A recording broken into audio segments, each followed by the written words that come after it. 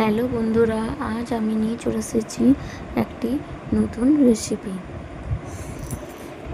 প্রথমে দেখো বন্ধুরা, আমি পটলগুলোকে ছোট ছোট টুকরো করে কেটে নিয়েছি বীজের সমেত। এরপর আমরা মিক্সিং বলে এই পটলগুলো নিয়ে নিচ্ছি। পটলগুলোকে আমরা একটা পেস্ট তৈরি করব, যেটাতে জল দিয়ে আমরা এটাকে পেস্ট তৈরি করব। তারপর আমরা রান্নাটা শুরু করব। কড়াইটা গরম হলে ওতে তেল দিয়ে দেব। তেল দেওয়ার পর ওতে আমরা কালো জিরে অ্যাড করে দেব।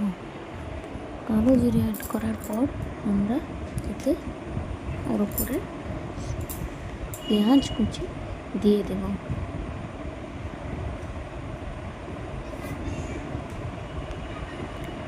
পেঁয়াজটাকে আমরা নাড়াচাড়া করে ভালো করে ভেজে নেব।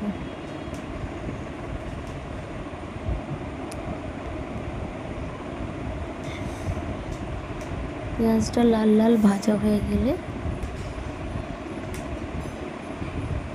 রান্নাটা খুবই সিম্পল, তোমরা ওটা বাড়িতে বানিয়ে নিতে পারো। পেঁয়াজটা লাল লাল হয়ে গেলে আমি এতে রসুনটা অ্যাড করে দিলাম। রসুনটা আমরা ভেজে রসুনটা ভাজা হয়ে গেলে আমরা এর মধ্যে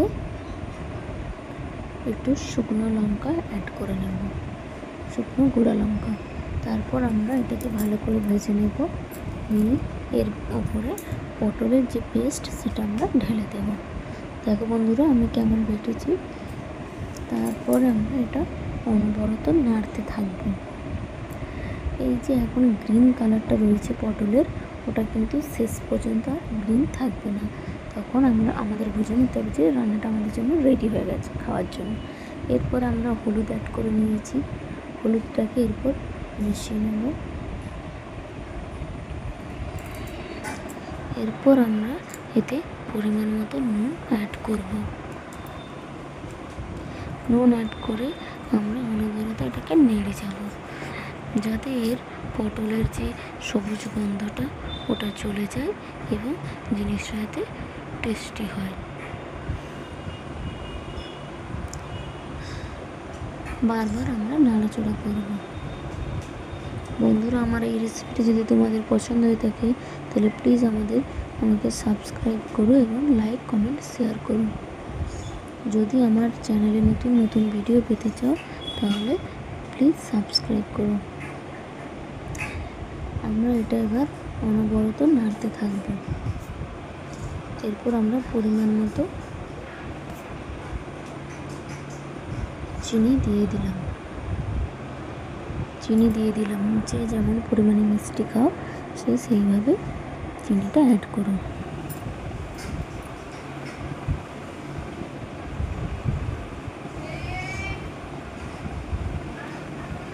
দেখো বন্ধুরা, পটলের গ্রিন কালারটা কিন্তু আর নেই, কালারটা চেঞ্জ হয়ে এসেছে। এরকম আমরা বারবার এটাকে নাড়াচাড়া করব।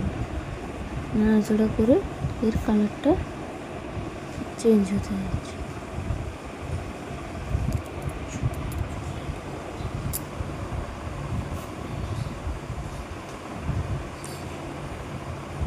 পুরো এর জলটাকে মেরে দিতে হবে, যাতে এই পটলের রেসিপিতে জল যাতে একদমই না থাকে।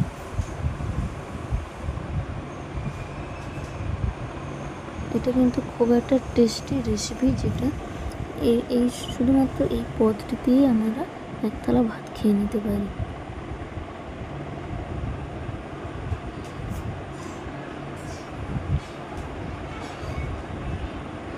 দেখো বন্ধুরা, রান্নাটা আমার একবারে কমপ্লিট হতে চলেছে।